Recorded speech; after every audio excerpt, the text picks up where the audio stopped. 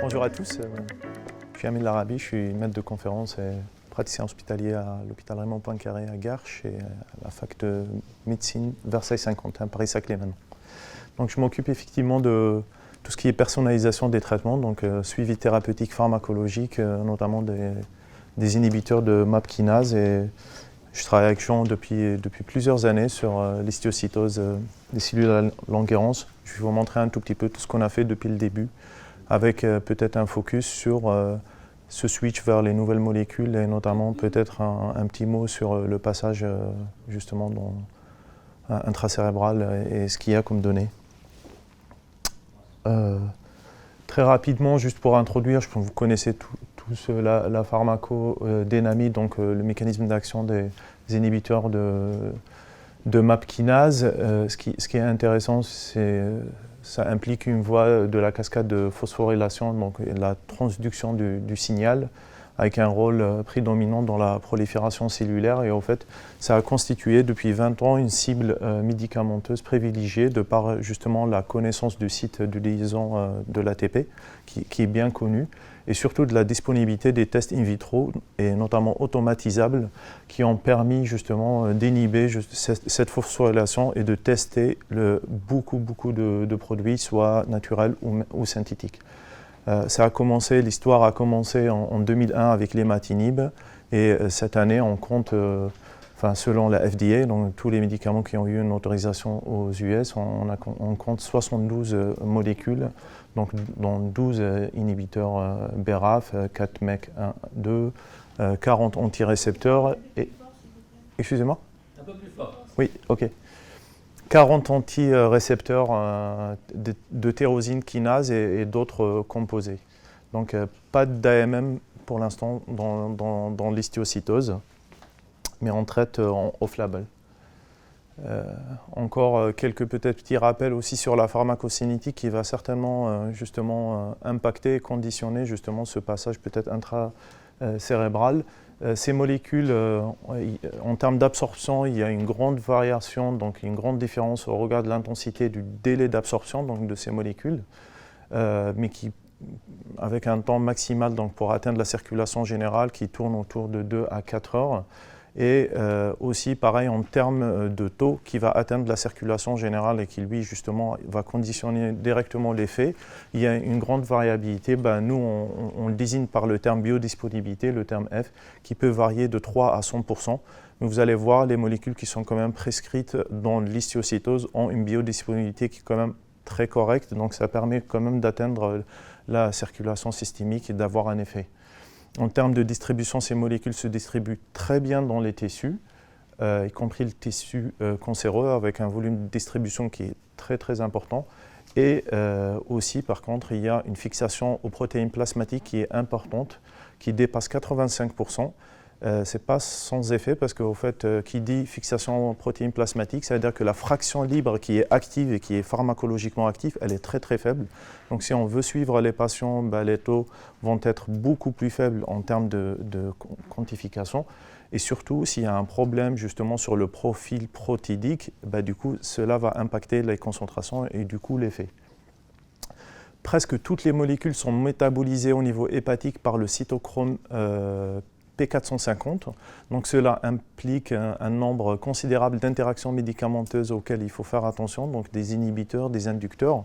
Et surtout, qui dit substrat cytochrome P450, la plupart des médicaments qui sont substrats justement de ce cytochrome sont aussi substrats des transporteurs d'efflux de type PGP et BCRP, mais surtout PGP.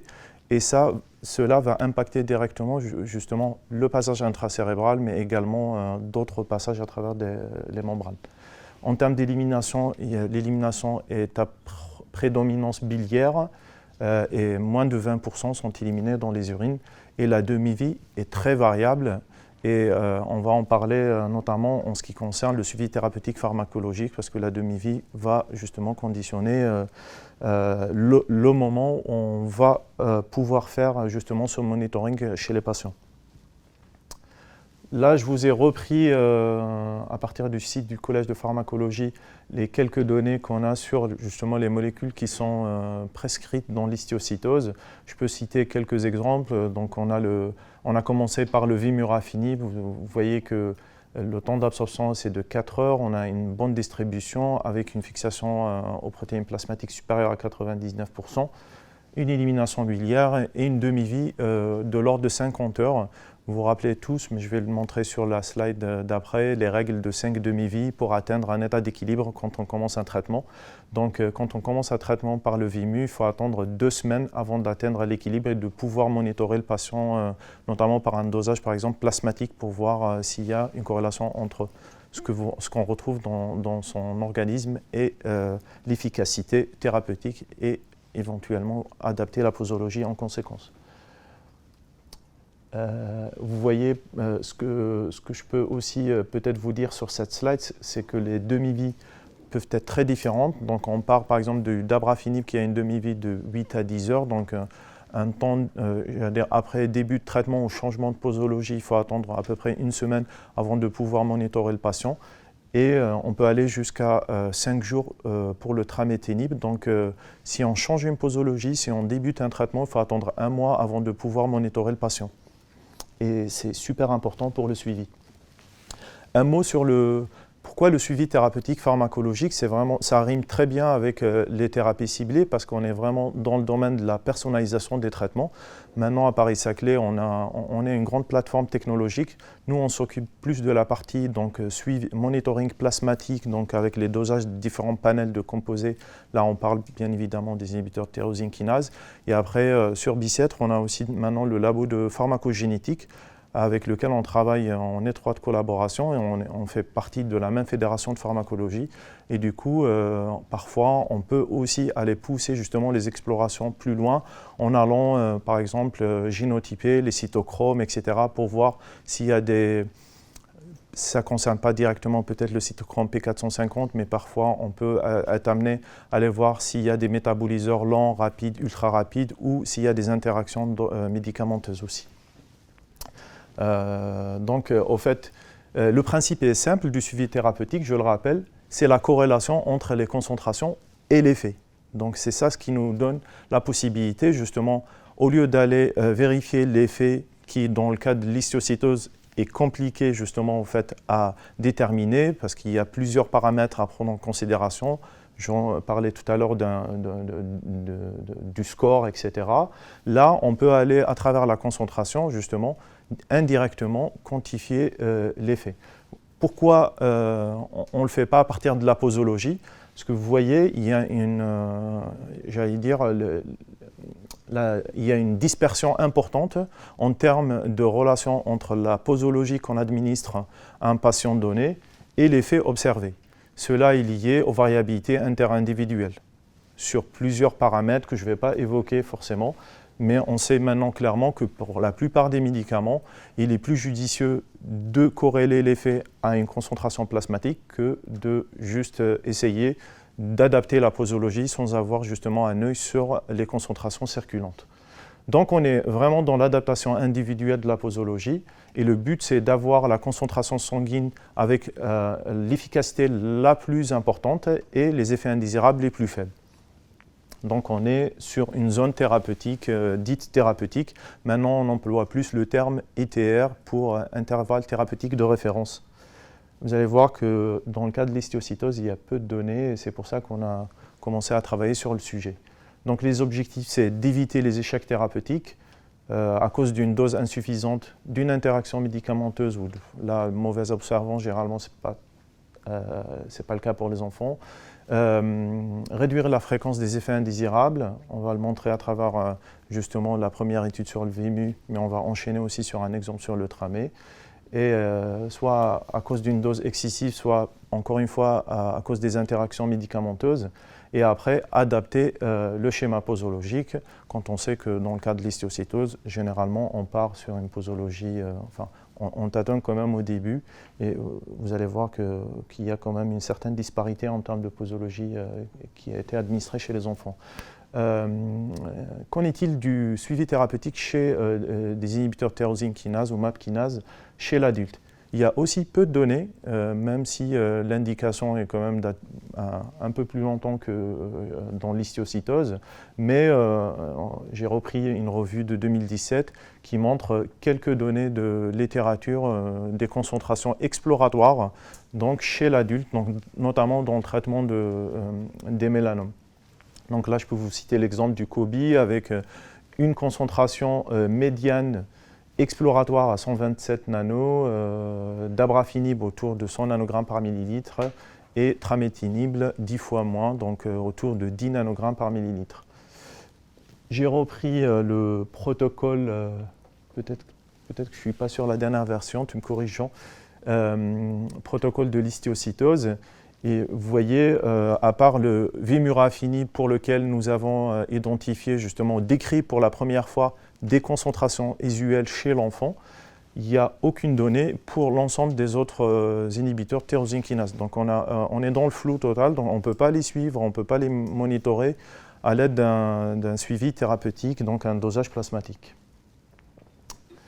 Donc, qu'est-ce qu'on a fait au laboratoire? On a commencé à travailler sur le sujet depuis plusieurs années. Donc, encore une fois, nous, on est une plateforme technologique, donc on développe des panels de dosage. On a commencé par le vimurafenib et là, depuis quelques années, on a rajouté tout un panel qui regroupe 12 inhibiteurs de tyrosine kinase, dont plusieurs sont prescrits dans l'histiocytose langerhansienne. Et là, on a décrit justement une petite cohorte, en fait, les patients de Jean versus des concentrations qu'on a obtenues chez les adultes, parce que pour l'instant, les prescripteurs, quand ils font un dosage plasmatique, eh bien, ils se réfèrent aux données de la littérature et il n'y a que des données d'adultes. Le papier vient d'être accepté, on décrit pour la première fois justement des données chez l'enfant. Vous connaissez le papier sur justement la cohorte européenne sur l'histiocytose. Je vais vous rappeler juste ce qu'on a obtenu en termes de suivi thérapeutique des patients. En fait, on a fait sur les 54 patients, on a fait des pharmacocinétiques, donc plusieurs dosages pour chaque patient. Donc ça concernait 18 patients. On a fait au début du traitement et après à 14 jours, donc quand le patient était équilibré sur le plan pharmacologique ou pharmacocinétique. Vous voyez clairement la différence. Donc la courbe en rouge, c'est au début du traitement, les concentrations étaient trop faibles, donc inférieures à 5, au maximum 5 mg par litre. Et après, ça a augmenté à 14 jours, où on était entre 10 et 25 mg par litre. Je rappelle que chez l'adulte, les seules concentrations qui étaient décrites allaient de 50 à 100 mg par litre pour une efficacité thérapeutique. En dessous de 50, on était en échec. Donc, et au-delà de 100, on était en zone toxique. Là, c'est pour la première fois, on a décrit justement cet intervalle chez les enfants. Et on l'a bien vérifié parce qu'au fait, pour 3 patients, on avait des concentrations en dessous de 10 mg par litre et Jean peut le confirmer, il n'y avait pas d'efficacité, ces patients n'étaient pas en efficacité. C'est un terme qui reste toujours subjectif, hein. Efficacité ne veut pas dire rémission, mais les patients allaient moins bien.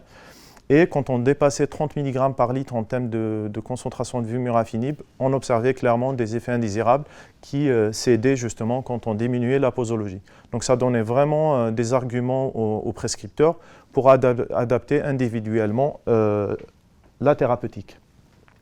Là, je vous montre ce qu'on a fait depuis donc sur les autres composés. On a le Dabra, le Tramé, le Cobi. On a un seul patient qui a eu le Bini, mais on a fait 8 dosages pour lui. Donc, vous pouvez voir, on a 8 enfants qui ont eu dabrafenib, 10 Tramé, 14 Cobi. Et après, vous avez en dessous le nombre de monitoring qu'on a fait pour ces patients. Donc, on est quand même sur une série qui est quand même assez intéressante pour le Cobi, Tramé. Ça l'est moins pour le Dabra et malheureusement pour le Bini, on a un seul patient mais qui a eu 8 dosages. Donc je ne vais pas détailler la partie sociodémographique. Vous voyez clairement que la moyenne d'âge ça tourne autour de 4-5 ans avec un intervalle assez large. Et en termes de posologie, j'ai mis en perspective les recommandations qui sont dans le protocole et les posologies qui ont été administrées chez ces patients. Donc il y a quand même un certain écart qui, lui, va directement conditionner justement la concentration circulante et derrière l'effet. Donc si on n'a pas du coup une idée sur la concentration circulante, il est difficile justement d'adapter les posologies. Ce qu'on a fait du coup, c'est un peu de pondérer pour pouvoir comparer la série enfant à la série adulte et pouvoir peut-être tirer des conclusions et peut-être identifier des concentrations usuelles. On a pondéré les concentrations obtenues à la posologie prescrite. Donc c'est ça ce que ça donne. Ce n'est pas inintéressant parce qu'on voit clairement qu'il y a une différence significative en termes du ratio. Le ratio C sur D, c'est concentration sur la posologie journalière. Donc il y a une différence significative pour le tramétinib entre les concentrations chez l'adulte et chez l'enfant. Donc là, pour le coup, STP presque indispensable chez l'enfant parce que les concentrations usuelles sont très différentes de ceux observés chez l'adulte. Et pareil, donc, je vais préciser quand même que chez l'enfant, on a des concentrations un peu plus élevées que chez l'adulte, observées chez l'adulte, mais en absolu, ça reste à peu près autour de 10 nanogrammes par millilitre. Et après, pour le BINI, c'est l'inverse. On a des concentrations chez l'enfant un peu plus faibles que chez l'adulte. Vous voyez là les deux barres. Et par contre, pour l'instant, on n'a pas observé de différence significative entre les concentrations décrites déjà chez l'adulte concernant le COBI et le DABRA. Là, en bas, du coup, on a dressé justement, j'allais dire, les concentrations maintenant dites exploratoires. C'est les premières données qu'on va certainement partager, publier, pour que les prescripteurs puissent justement, j'allais dire, se référer à ces concentrations pour pouvoir adapter les thérapeutiques. Un exemple du tramétinib et justement de l'intérêt du suivi thérapeutique pharmacologique. Là, on voit clairement, ce que j'ai fait, c'est j'ai splitté les patients qui ont eu un dosage tramétinib entre ceux qui étaient en efficacité, donc qui allaient bien, et ceux qui étaient en échec thérapeutique. Et en fait, on voit clairement que ceux qui étaient en efficacité avaient des concentrations plus faibles. Ce qui veut dire que, en fait, augmenter les posologies d'une façon indéfinie ne veut pas dire forcément efficacité thérapeutique. Et d'où l'intérêt, justement, d'aller doser, d'aller vraiment rechercher cette concentration, quantifier cette concentration circulante. Parce qu'arrivé à un certain seuil, il n'y a plus besoin d'augmenter les posologies. Il faut peut-être justement envisager un autre schéma thérapeutique. Et c'est très important. Là, pareil, j'ai fait la même chose, mais en ce qui concerne les effets indésirables. Donc, je voulais savoir, est-ce qu'il y a un seuil à partir duquel on peut dire ce patient il va développer des effets indésirables. Attention, il faut soit diminuer la posologie ou revoir un peu le schéma thérapeutique. Malheureusement, j'avais que 3 patients. Et je ne vois pas de différence significative. Je pense qu'il faut attendre un tout petit peu avant de refaire justement cette analyse pour voir si on arrive à justement discriminer entre ceux qui sont en efficacité, ceux qui risquent de développer des effets indésirables, comme c'est le cas pour le VIMI. Donc, concentration efficace plus faible, nécessité d'adapter correctement les posologies via ce suivi. Et après, pas de corrélation entre concentration et effet indésirable pour l'instant. On va parler un tout petit peu du coup du passage intracérébral. On a fait quelques dosages dans le LCR. J'ai réussi à extraire difficilement ce qu'on avait. Pour le VIMU, on avait 7 valeurs pour des patients. Pour le DABRA, j'en avais 11 et pour le COBI, 4. Donc là, je vous montre quand c'est inférieur à la valeur 0,1, 2 ou 1 nanogramme. C'est-à-dire qu'en fait, on arrive à obtenir une trace de la molécule, mais elle n'est pas quantifiable. En fait, on n'a pas la valeur exacte justement de ce dosage dans le LCR. Et après, pour quelques patients, on arrive à quantifier correctement. Donc, par exemple, on a une valeur à 2,4 nanogrammes pour le DABRA, à 3, et après pour le COBI, 1 et 2. Je rappelle que pour les valeurs, je reviens sur le tableau, la plupart, si je prends la concentration moyenne, COBI, BINI et DABRA, on tourne autour de 100 nanogrammes par millilitre. Et après, on a un facteur 10 avec le tramé. Donc, on tourne autour de 10 pour le tramé. Grosso modo, là, dans le LCR, on est plus sur une fraction, enfin 1% à peu près de ce qu'on voit dans le plasma. En fait, le ratio LCR plasma est de 1%, grosso modo. Est-ce qu'il y a des données de littérature pour ces molécules? Il n'y en a pas, moi j'en ai pas trouvé. Donc il n'y a rien de décrit pour ces molécules-là. Par contre, pour d'autres inhibiteurs de tyrosine kinase, j'ai retrouvé quelques récentes données. Donc là, je peux vous citer quelques exemples avec potentiellement une seule série pédiatrique dans la LMC qui a été publiée sur le dasatinib et le ponatinib. Et on voit clairement que les concentrations dans le LCR sont supérieures aux concentrations plasmatiques, mais les auteurs n'ont pas trouvé de lien, donc pas de corrélation entre concentration plasmatique et concentration dans le LCR. On ne sait pas trop quelle concentration reflète mieux justement l'efficacité. Là, vous voyez clairement la différence. Et en fait, au début, ils avaient inclus des adultes et des enfants dans leur modélisation. Et en fait, ils ne voyaient pas de différence, donc ils ont exclu les adultes. Ils voyaient clairement que les concentrations dans le LCR chez l'enfant étaient supérieures. Et après, il y a une autre étude dans la maladie de Parkinson sur le vodobatinib qui montre pareil une concentration élevée dans le LCR qui est supérieure à la molécule qui était prescrite avant, qui était le nilotinib. Et si je montre aussi une dernière série dans le cancer du poumon, avec une série assez importante où il y a eu des dosages de plasmatiques, 44 dosages plasmatiques et 6 dosages dans le LCR d'un ensemble de MAP kinase inhibiteurs, gefitinib, erlotinib, afatinib et losimertinib. Je ne vais pas parler des concentrations plasmatiques, je vais aller directement sur le taux de pénétration donc cérébrale, intracérébrale. Ça tourne autour de ça peut aller jusqu'à 2%, mais sans le dépasser. Donc les taux sont très très faibles. Dans certaines séries, ils avaient fait aussi de l'expérimentation in vitro pour voir est-ce que cette concentration était largement supérieure à la CI50, dans la concentration inhibitrice 50. Effectivement, il suffit juste de 1-2% pour pouvoir justement inhiber correctement justement le variant mutant. Mais pour les molécules qui sont prescrites dans l'histiocytose, il n'y a pas cette expérimentation qui a été faite. Moi, je n'en ai pas vu de toute façon. Peut-être que ça donne des idées pour monter peut-être quelque chose dans ce sens. Pourquoi on parle de LCR? Parce que déjà, il y a l'effet sur la cible, notamment dans les formes justement neurodégénératives.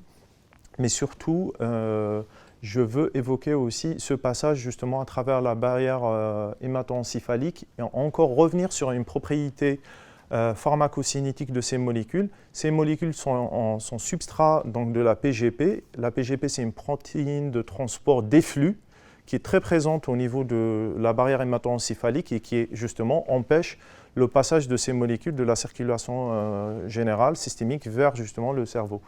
Donc ce passage est difficile à prédire parce que ça dépend vraiment des propriétés de chaque molécule, des propriétés physico-chimiques. Donc une petite molécule passe facilement. Il faut qu'elle soit lipophile et après, il ne faut pas qu'elle soit substrat de PGP. Là, malheureusement, on est devant des substrats de la PGP avec des propriétés de lipophilie très différentes. Donc, il faut vraiment les évaluer les unes après les autres. Ce qu'on peut faire certainement à l'avenir, c'est peut-être de pouvoir encore baisser sur notre, travailler un peu notre méthode analytique, parce que là, on a quand même un certain nombre de dosages qui étaient inférieurs à notre limite de quantification, donc on n'a pas de valeur chiffrée qui peut nous permettre de modéliser, peut-être de tirer des conclusions. On va essayer peut-être de baisser un peu la sensibilité et de voir si on arrive à sortir quelque chose. Je termine sur les bonnes pratiques du suivi thérapeutique pharmacologique. Je rappelle quand même qu'en fait, on fournit une prestation de conseil aux prescripteurs d'une façon générale, mais notamment dans le cadre des traitements par thérapie ciblée, mais sous réserve d'avoir les informations cliniques nécessaires justement pour l'interprétation. Malheureusement, quand on reçoit des prélèvements au laboratoire, il manque un certain nombre de données. C'est difficile justement d'orienter le médecin en absence de ces données. Donc, je rappelle que le début du traitement, ce n'est pas juste une donnée qu'on met sur la feuille de demande, parce que si on n'a pas le début de traitement, on ne peut pas calculer le temps d'équilibre. Donc on ne pourra pas vous dire, on a un chiffre, on ne pourra pas vous dire refaites parce que ce n'est pas le temps d'équilibre, vous commencez trop tôt le monitoring ou réadapter la posologie parce que là, pour le coup, vous êtes en équilibre, mais la concentration est insuffisante. Pareil, le délai entre la dernière prise et le prélèvement, c'est super important. Et ce n'est pas juste la date, c'est l'heure précise, parce que H12 veut dire quelque chose en adaptation, en personnalisation de traitement. On soigne les détails et ce n'est que comme ça qu'on arrive justement à affiner justement cette prise en charge. Donc il y a un certain nombre de choses, les traitements, la comédication, vous avez bien vu que ce sont des substrates cytochrome. Cytochrome P450, c'est quand même le cytochrome le plus important justement en termes de métabolisation des médicaments. Il y a plusieurs inducteurs et inhibiteurs de cette enzyme. Donc si le patient prend un traitement concomitant, il faut vraiment qu'on sache s'il y a un inducteur parmi ces traitements ou un inhibiteur en mesure justement de modifier les concentrations circulantes et du coup affecter l'efficacité. Et après, sur le plan pratico-pratique, on fait un simple dosage sur du plasma ou du sang total également, donc en respectant bien évidemment les délais, etc. Quand vous faites le prélèvement, mais maintenant, avec Jean, on est quand même habitué. Le sérum nous est parvenu congelé à -20 et en termes de volume, on n'a pas besoin de beaucoup de millilitres. Généralement, vraiment quelques gouttes suffisent. D'autant plus que, par exemple, pour le vimurafenib, depuis quand même là peut-être 3 ans, on a commencé à développer une technologie sur du DBS, donc du Dried Blood Spot. Donc, au fait, c'est une goutte de sang séché. Il n'y a pas besoin de faire un prélèvement veineux. C'est vraiment, on pique le patient au bout du doigt. On met la goutte sur un papier buvard, donc il y a une cassette. Hop, ça met 10 microlitres dans vraiment une toute petite goutte. Et nous, on va travailler, on va découper, on va puncher cette petite goutte de 10 microlitres et on va doser le vimurafenib là-dessus. Donc là, on va essayer de monter aussi cette technologie sur les autres inhibiteurs de tyrosine kinase. Ce qui est intéressant, c'est que vous allez me dire, oui, le dosage, d'habitude, on le fait dans le plasma. Il y a un tropisme érythrocytaire potentiellement. Est-ce que le dosage dans le sang total sera différent? Pour le vimurafenib, non, parce qu'au fait, on a fait une corrélation entre les concentrations plasmatiques et les concentrations sanguines. Donc, pour un patient, si, par exemple, vous faites un dosage plasmatique un jour et après 3 mois, vous allez faire un dosage sanguin, on va vous rendre l'équivalent en concentration plasmatique, donc vous allez pouvoir suivre le patient, quel que soit le moyen de prélèvement que vous avez réalisé. Et après, on est à la PHP, donc pour ceux qui travaillent à la PHP, ils savent où on est, mais sinon, il suffit juste de contacter Jean, nous contacter, et on peut vous faire ça. Il y a d'autres laboratoires qui certainement font le dosage plasmatique, mais peut-être qu'on est les seuls à développer ces nouvelles technologies justement miniaturisées en termes de personnalisation des traitements chez ces patients. Donc je finis avec cette slide. Donc thérapie ciblée, encore une fois, rime avec personnalisation des traitements. Donc le suivi thérapeutique est vraiment indispensable. Et c'est comme ça qu'on a réussi quand même à avancer sur le sujet. Je vous remercie.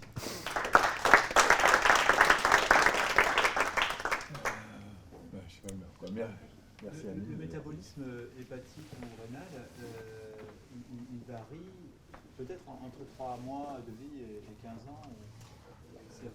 Vous pondérez par rapport à ça ou... Il n'y a pas de facteur de pondération, mais effectivement, le bagage génétique chez l'enfant est certainement immature. Donc, il peut y avoir justement des concentrations différentes en fonction de l'âge. Mais la seule façon de savoir, c'est de doser chez chaque patient. En fait, là, on s'affranchit justement de l'âge en dosant, en suivant chaque patient séparément. Oui, mais une concentration de 3 à l'âge de 3 mois, est-ce que vous pensez que c'est aussi efficace qu'une concentration de 3 à l'âge de 15 ans ou est-ce que... Là, quand on a comparé justement les données pharmacocinétiques dans la série, par exemple, européenne, il y avait quand même des enfants qui avaient différents âges, on arrive à identifier des concentrations à un intervalle dit thérapeutique, donc quel que soit justement l'âge et du coup, quel que soit le bagage enzymatique de ces patients.